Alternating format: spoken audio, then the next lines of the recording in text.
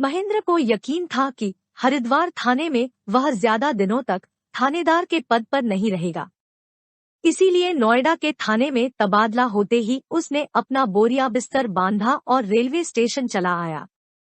Rail चलते ही हरिद्वार में गुजारे समय की यादें उसके सामने एक फिल्म की तरह गुजरने लगी। दरअसल हुआ ऐसा था कि रुड़की थाने में रहते हुए वहां के एक साधु द्वारा वहीं के लोकल नेताओं को लड़कियों के साथ मौज मस्ती कराते महेंद्र ने रंगे हाथों पकड़ा था और थाने में बंद कर दिया था। यकीन मानिए, उन नेताओं को थाने में लाए उसे 10 मिनट भी नहीं हुए थे कि डीएसपी साहब का फोन आ गया कि फलां नेता को फौरन रिहा कर दो। महेंद्र बड़े अफसर का आदेश मानने को मजबूर था, इसलिए उसे उन नेताओं को फौरन रिहा करना पड़ा। क्योंकि वे नेता सत्ताधारी दल से जुड़े थे, इसलिए उन्होंने महेंद्र का तबादला हरिद्वार थाने में करा दिया। हरिद्वार थाने में कुछ दिन महेंद्र चुपचाप बैठा अपना काम करता रहा, लेकिन जब एक दिन थाने में बैठकर वह पुरानी फाइलें देख रहा था, तभी एक फाइल पर जाकर उसकी नजर रुक गई। उसने फाइल में दर्ज रिपोर्ट पढ़ी। उस रिपोर्ट में लिखा था, गंगाघाट आश्रम में रहने वाली गंगाबाई आश्रम की तिजोरी में से 10,000 रुपए चुरा कर भागी। उसी फाइल के अगले पेज पर उस आश्रम के महंत और उसके एक शिष्य का बयान था, उस रात हम दोनों साधना करने के लिए पास की पहाड़ी पर बने मंदिर में गए थे। चूंकि इस बात की जानकारी गंगाबाई को थी, इसी बात का फायदा उठाकर उसने हमारे कमरे में से तिजोरी की चाबी चुराई और उसमें रखे 10,000 रुपए चुरा कर भाग गई। आश्रम से एक रजाई भी गायब है। महेंद्र ने जब यह रिपोर्ट पढ़ी तो उसे इसमें कुछ गोलमाल लगा। उसने तभी सब इंस्पेक्टर राकेश को बुलाया और उससे पूछा, राकेश, गंगाघाट आश्रम में हुई चोरी की तहकीकात क्यों नहीं की गई? उसने जवाब दिया, सर, थानेदार साहब ने मुझसे कहा था कि आश्रम का महंत इस मामले की जांच की तहकीकात में मदद नहीं कर रहा है, इसलिए इसे ऐसे ही पड़ा रहने दो। तब से यह फाइल ऐसे ही पड़ी है।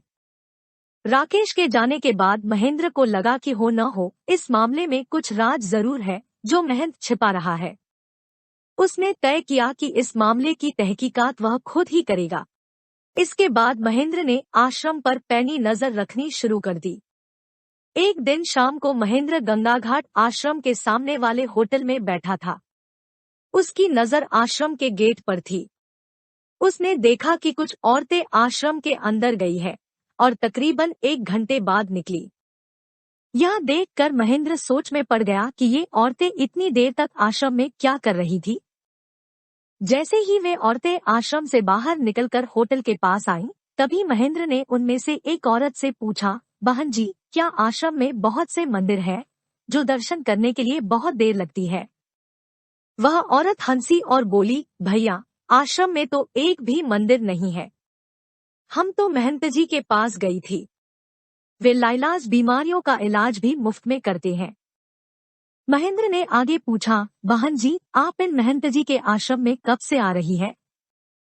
वह औरत बोली, आज तो मैं दूसरी ही बार आई हूँ, लेकिन महंत जी कहते हैं कि तुम्हारी बीमारी गंभीर है। तुम्हें ठीक होने में 4 से 5 महीने तो लग ही जाएंगे। इतना कहकर वह औरत चली गई।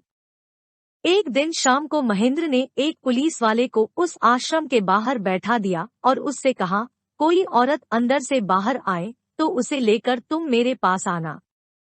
उस दिन रात के 8 बजे वह पुलिस वाला एक 30 से 32 साला औरत को लेकर महेंद्र के घर आया। महेंद्र ने उसे बैठने के लिए कहा, क्या आप आश्रम में नौकरी करती हैं? महेंद्र ने पूछा। नहीं सर, दरअसल मेरी शादी हुए तकरीबन 7 साल हो गए हैं और अभी तक मेरी गोद नहीं भरी है। मेरे महल्ले की एक औरत ने मुझे बताया कि तू गंगाघाट आश्रम के महंत के पास जा, कुछ ही दिनों में तेरी गोद भर जाएगी, इसलिए आज मैं पहली बार वहां गई थी। महेंद्र ने उससे यह जानकारी ली और उसे इस तस्दीक के साथ जाने के लिए कहा, मैंने तुमसे जो जानकारी ली है, यह बात तुम किसी को मत बताना, यहाँ तक कि महंत को भी नहीं। उन दोनों औरतों से मिली जानकारी संकेत दे रही थी कि हो न हो उस आश्रम में कोई अपराध का अड्डा जरूर चल रहा है। महेंद्र ने गंगा घाट आश्रम में हुई चोरी की घटना की तहकीकात जोर-शोर से शुरू कर दी। एक बार जब महेंद्र इसी सिलसिले में महंत से मिलने आश्रम गया, तो उसने उसे इस मामले पर हाथ ही नहीं रखने दिया और बोला, जाने भी दीजिए। 10,000 रुपए कोई बड़ी बात नहीं है। आप तो चाय पीजिए। उसकी होशियारी देख महेंद्र के मन में शक और भी गहरा गया। एक दिन रात को जब महेंद्र गश्त के लिए निकला, तो देखा कि वह महंत अपने शिष्य के साथ पहाड़ी पर जा रहा था। उसके पहाड़ी पर जाते ही महेंद्र गंगाघाट आश्रम के अंदर पहुंचा। वहां उसे भोलाराम नाम का एक आदमी मिला। तुम यहाँ क्या करते हो? महेंद्र ने पूछा। सर, आप मुझे इस आश्रम का मैनेजर भी कह सकते हैं और चौकीदार भी। सच तो यह है कि यहाँ का सारा काम मैं ही संभालता हूँ। अब मेरी उम्र 70 पार हो चली है, इसलिए समय काटने के लिए मैं यहाँ रहता हूँ।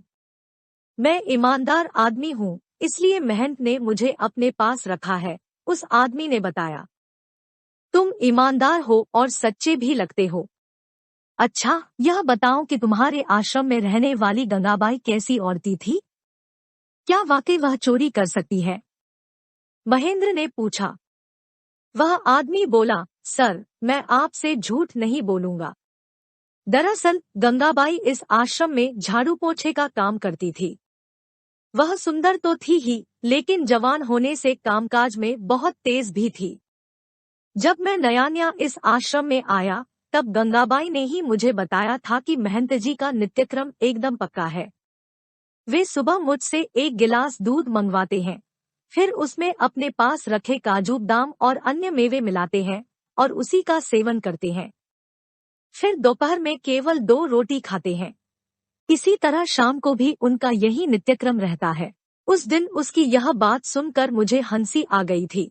तब गंगाबाई ने मुझसे पूछा भी था, भोला भैया, तुम्हें हंसी क्यों आई?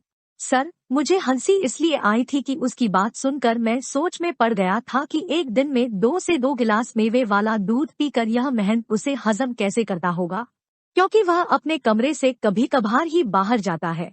सर, गंगाबाई का पति इसी आश्रम में रहता था। मेरे यहाँ आने से पहले आश्रम का सारा काम वही देखता था। कुछ दिनों से मैंने उसमें एक बर्ताव देखा था कि वह रोजाना रात को शराब पीकर आश्रम में आने लगा था। तब मेरे मन में सवाल भी उठा था कि उसके पास शराब पीने के लिए पैसे कहाँ से आते हैं। एक दिन मुझसे रहा नहीं गया और मैंने गंगाबाई से पूछ ही लिया, बहन, तुम रोजाना अपने पति को शराब पीने के लिए पैसे क्यों देती हो? तब वह बोली थी, भोला भैया, मेरे पति को शराब पीने के लिए पैसे मैं नहीं देती हूँ, बल्कि खुद महंत जी ही देते हैं। उस दिन उस आदमी के मुंह से ऐसी बातें सुनकर महेंद्र भी दंग रह गया था। उस आदमी ने आगे बताया, एक दिन जब रात को गंगाबाई का पति शराब पीकर आया, तब महंत जी ने उसकी सरेआम पिटाई की और आश्रम के गेट से उसे बाहर धकेलते हुए कहा, तू रोजाना शराब पीकर आश्रम के नियमों को तोड़ता है। अब तू इस आश्रम में नहीं रह सकेगा। आज के बाद तू मुझे कभी अपना मुंह मत दिखाना। सर, उस रात उसका पति जो इस आश्रम से गया, तो आज तक उसका पता नहीं चला कि वह कहाँ है, जिंदा भी है या नहीं। गंगाबाई भी अपने पति के साथ यहाँ से जाना चाहती थी, लेकिन उसी दिन महंत का एक शिष्य आश्रम में आया और उसने महंत जी को कहकर उसे आश्रम से नहीं जाने दिया। महंत और उसका शिष्य रोजाना मेवे वाला दूध गंगाबाई के हाथों से पीते रहे। एक दिन महंत जी ने मुझसे कहा, कुछ दिन के लिए तुम अपने ऋषिकेश वाले आश्रम जाकर रहो और वहाँ का इंतजाम देखो।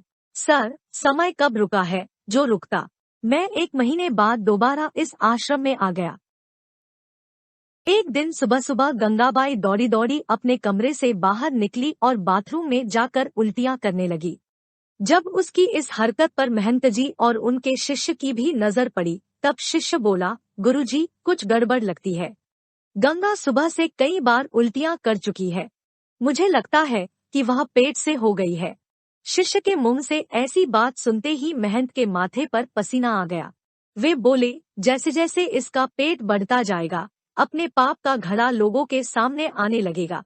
फिर जो लोग हमें साधु सन्यासी मानकर पूछते हैं, वे ही हमारा मुंह काला करके हमें सरे बाजार घुमाएंगे। अगर इस मुसीबत को हमने जल्दी से नहीं निपटाया तो हम निबट जाएंगे।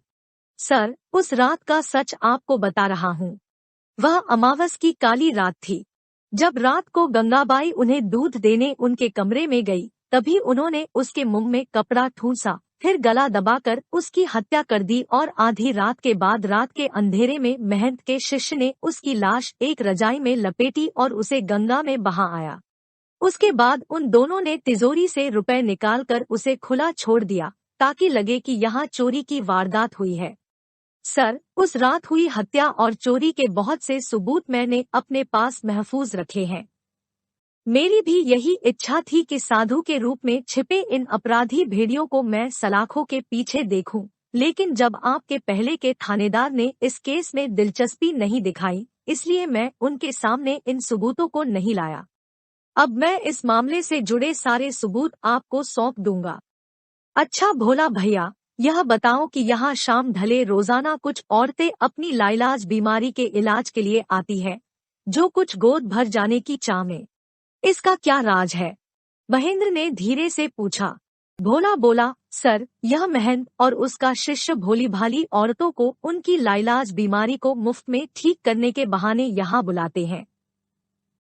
तकरीबन 2 महीने तक जड़ी बूटियों के नाम पर पहाड़ी पर लगे पेड़ों की डालियों को पीस कर उन्हें दूध में पिलाया जाता है, और जब वे औरतें इस महंत पर पूरा विश्वास करने लगती हैं, तब बारी बारी से एक एक को दूध में नशे की गोलियां मिलाकर बेहोश किया जाता है, और फिर ये उनके जिस्म के साथ अपनी हवस पूरी करते हैं। बेचारी इज्जत खो चुकी औरतें शर्म के मारे किसी को कुछ नहीं बताती और चुपचाप घर में बैठ जाती है। लेकिन आश्रम में गोद भरने ये औरतें किस आस पर आती हैं? महेंद्र ने भोला से पूछा।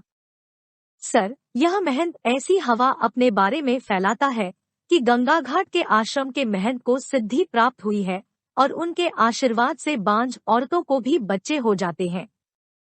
हमारा यह महंत गोद भरने की चाह रखने वाली औरतों को रात को आश्रम में बुलाता है, उनको 2 से 4 बार पूजा पाठ और हवनों में बैठाता है, फिर एक फल हाथ में देकर उसके कान में धीरे से कहता है कि जब हम आदेश करें तब इसे अपने मुंह में रखना। देखना, तुम्हारी गोद जल्दी ही भर जाएगी। फिर उस औरत को महंत के कमरे के पास वाले अंधियारे कमरे में जाने के लिए कहा जाता है।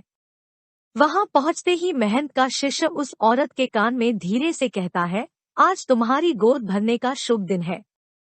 देखना, आज चमत्कार होगा और महंत जी की कृपा से तुम्हारी गोद भर जाएगी। तुम इस फल को आंख बंद करके खाती रहो। जब वह औरत बिना कपड़ों में चमत्कार होने की राह देख रही होती है, कभी कभी यह महंत तो कभी उसका शिष्य उसको उस अंधियारे कमरे में शिकार बनाते हैं। आखिर मेवे वाला दूध कभी तो अपना असर दिखाएगा ही ना। अपनी लुटी इज्जत को ढकने के चक्कर में ऐसी औरतें इन पाखंडियों की करतूत किसी को नहीं बताती, इसलिए इनकी यह दुकानदारी चलती रहती है। अगर मैं महंत के खिलाफ एक्शन लूं तो क्या तुम गवाही दोगे? महेंद्र ने भोलाराम से पूछा। सर, मैं यह सब लिख कर भी देने को तैयार हूँ, भोलाराम ने पूरे जोश के साथ कहा। भोलाराम के बयान और उसके द्वारा दिए सबूतों के आधार पर महेंद्र ने अगले ही दिन महंत और उसके शिष्य को गिरफ्तार कर लिया। महंत और उसके शिष्य को गिरफ्तार हुए 2 घंटे भी नहीं हुए थे कि महेंद्र को आईजी और डीएसपी से संदेश मिलने शुरू हो गए कि उस महंत को तत्काल रिहा करो और उसके खिलाफ जो सबूत है उन्हें जलाकर नष्ट कर दो।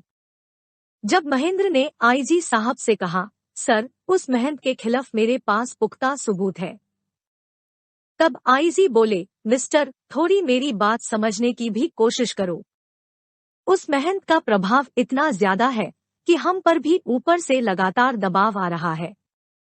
महेंद्र ने आईजी साहब से कहा, सर, मैं उन्हें रिहा नहीं कर सकता। तब वे बोले, फिर तुम मेरा यह ऑर्डर भी सुन लो, तुम्हारा तबादला नोएडा थाने में किया जाता है। तुम तत्काल नोएडा थाने में जाकर मुझे सूचना दो। रेल एकदम से रुक गई। मालूम करने पर पता चला कि किसी ने चेन खींची थी। रेल के रुकते ही इंस्पेक्टर महेंद्र यादव के साए से बाहर निकलकर हकीकत की दुनिया में आ गया। तब भी उसके मन में यह एकदम पक्का था कि वह किसी भी थाने में क्यों न रहे, उसके काम करने का तरीका यही रहेगा, चाहे फिर तबादले कितने ही क्यों न होते रहें।